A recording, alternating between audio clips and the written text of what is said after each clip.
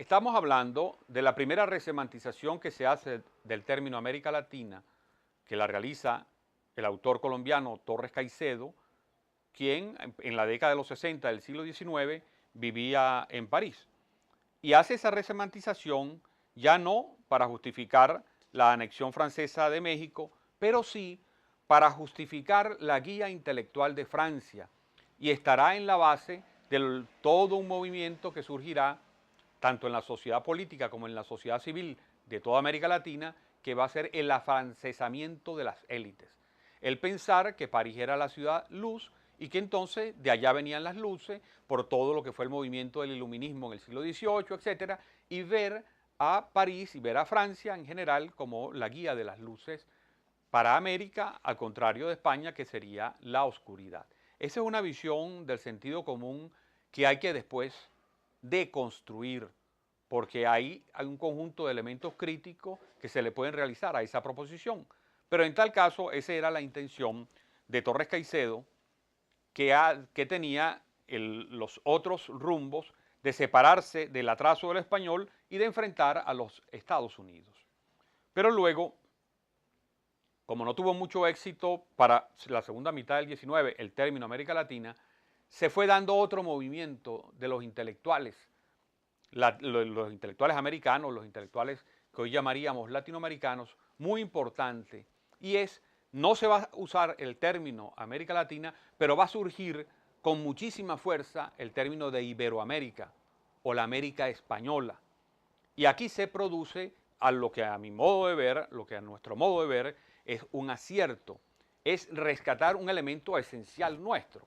porque evidentemente nuestras tres grandes raíces, que pueden ser lo indígena, lo español y lo africano negro, son tres raíces que si no las unimos, que si no las reivindicamos, nunca podríamos tener un proceso de identidad completo, ni siquiera un proceso de identidad complejo.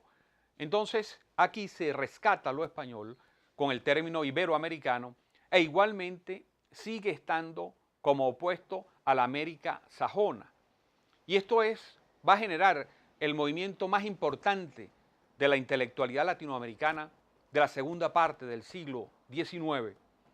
Y podríamos decir que la intelectualidad más progresista, la intelectualidad incluso que hoy fácilmente cabe en los cánones de la izquierda, encabezada por Martí, van a producir un efecto importante porque van a reivindicar lo español frente a lo sajón, pero ya no con el término de América Latina, sino con Iberoamérica o la América hispana. Un momento clave que yo creo que para la historia de las ideas de América Latina es muy importante tener en cuenta, incluso ya como reflexión, es que este movimiento no solamente va a separarse de la guía de Francia o va a disminuirla o va a considerarla, incluso al ya no considerar que había que buscar una guía en Francia, sino que en lo propio iberoamericano producía su guía, se va más bien a profundizar, va a comenzarse a profundizar en lo propiamente americano. Entonces aquí hay un sesgo bien interesante, porque mientras Torres Caicedo tenía un sesgo pro-francés y buscar que de afuera nos vinieran las luces, ya el movimiento que se desarrolla a finales de la segunda mitad del siglo XIX es un movimiento que se separa de la idea de América Latina, se busca la idea de Iberoamérica o de América hispana, pero no buscando a España, la España actual, la España de esos momentos como una guía, no, sino para buscar lo propio que ya España había hecho aquí, en la medida que los que estábamos aquí nos reivindicábamos como americanos españoles, como hispanoamericanos, pero con una identidad propia.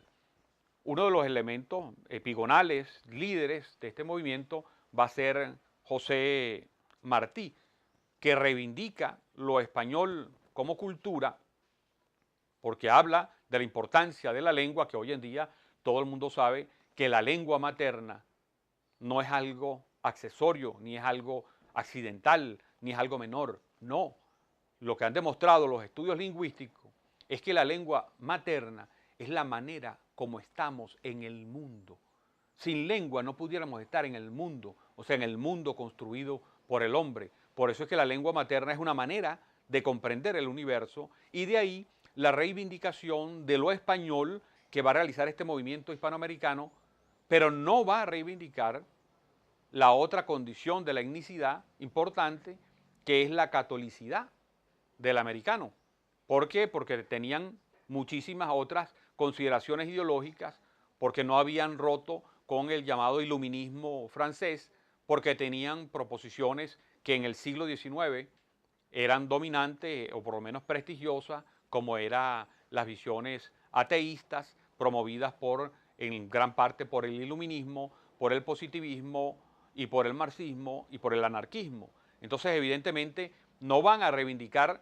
la catolicidad, por lo tanto no será una reivindicación completa de todos los elementos que componen la etnicidad, pero sí va a reivindicar el uso del castellano, el aprendizaje en general de la cultura española, especialmente de toda su literatura. Aquí vemos entonces que ha habido un paréntesis al uso del término de América Latina. Pero quisiera concluir esta parte que tiene que ver con cómo se reivindica lo iberoamericano y no lo latinoamericano en el siglo XIX, con un hecho sobre el cual ni siquiera quiero arrojar hipótesis porque lo vengo trabajando un poco con más calma, pero sí quiero dejar presente la siguiente pregunta. Para 1892, cuando se celebró el 400 aniversario de la llegada de Colón a América, que había llegado en 1492, es decir, los 400 años. Lo celebró España por todo lo alto, porque era una reivindicación de lo español, pero además los teóricos latinoamericanos, los grandes pensadores latinoamericanos,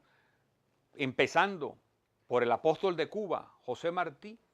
reivindicó completamente esa fecha, porque para los suramericanos y para los americanos de habla hispana, era una gran reivindicación en contra de la América sajona. Entonces aquí viene la pregunta. ¿Qué sucedió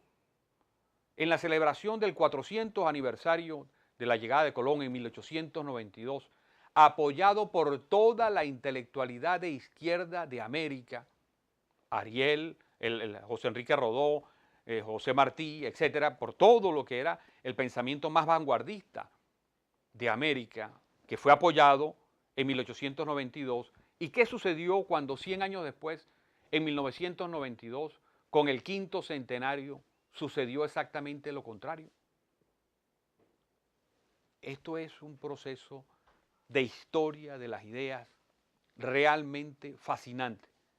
Tengo algunas hipótesis, no quiero arrojarlas porque quisiera dedicarle un poco más de tiempo a eso, pero sí lo dejo como pregunta. ¿Qué pasó entre 1892, donde la izquierda celebraba los 400 años, y 1992, cuando la izquierda despotricaba de los 500 años?